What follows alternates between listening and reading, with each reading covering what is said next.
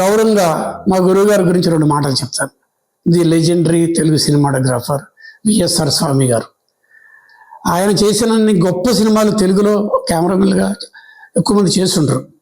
ఆ సినిమాల్లో మీకు కొన్ని చెప్తే మీరు ఆశ్చర్యపోతారు. అదేంటంటే బాపు గారితో ఆయన చేసిన భక్త గణపకి నేను ఆయన దగ్గర అసిస్టెంట్గా చేరాను. అదే పీరియడ్లో యువతల రాజమండ్రికి వచ్చి ఇంకో సినిమాకి విశ్వనాథ్ గారు చేసిన సిరిసిరి మూవకి. బట్ అంతకుముందు ఇంకా చాలా సినిమాలు చేశారు. అందులో కృష్ణ గారితో ఎక్కువగా చేశారు. కృష్ణ గారితో చేసిన పద్మాలయ సినిమాకి అన్నిటికీ కూడా సినిమాటోగ్రాఫర్ ఆయనే. ఈయనకు ఒక రికార్డు కూడా ఉంది హిస్టరీలో, సినిమాటోగ్రఫీ హిస్టరీలో. అదేంటంటే తెలుగులో ఫస్ట్ సినిమాస్కోప్ సినిమా చేసిన కెమెరామెన్గా. ఆ సినిమా కృష్ణ గారు నటించిన అల్లూరి సీతారామరాజు.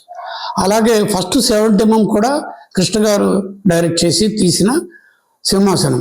పాపులర్ సినిమాలు ఇంకా చాలా ఉన్నాయి. చిరంజీవితో చేసిన ఖైదీ, తర్వాత ఇంద్ర బి గోపాల్ డైరెక్షన్లో. ఇలాగ చాలా చాలా గొప్ప సినిమాలు ఉన్నాయన్నమాట. ఆయన శిష్యుడిగా నేను ఇప్పుడు ఇక మీదట ఫిల్మ్ ఇండస్ట్రీలో ఈ జీవితాన్ని గడపపోతున్నాను ఒక ఫీలింగ్తో Cloud9లో ఉన్నాను. ఆయనతో పాటు వెనకాల అలాగే లోపలికి వెళ్తే ఒకసారి అలాగ చూసే టైంకి ఒక థ్రిల్ ఫీల్ అయ్యాను. ఏంటంటే పెద్ద సెట్, సినిమా సెట్టు, ఎక్కడో స్టిల్స్లో చూడడం వేరు, నేకెడ్ అయితే చూడడం వేరు. నా కంటి ఎదుట అవన్నీ చూస్తుంటే నాకు చాలా చాలా థ్రిల్గా ఫీల్ అయ్యాను. ఎదుర్కొంటా 6 అడుగుల అందగాడు, అజానుబాహుడు, గడ్డం అది పెట్టుకొని ఆయన ఇక్కడ హీరో గారికి డైలాగులు సీన్ ఎక్స్ప్లెయిన్ చేస్తున్నారు.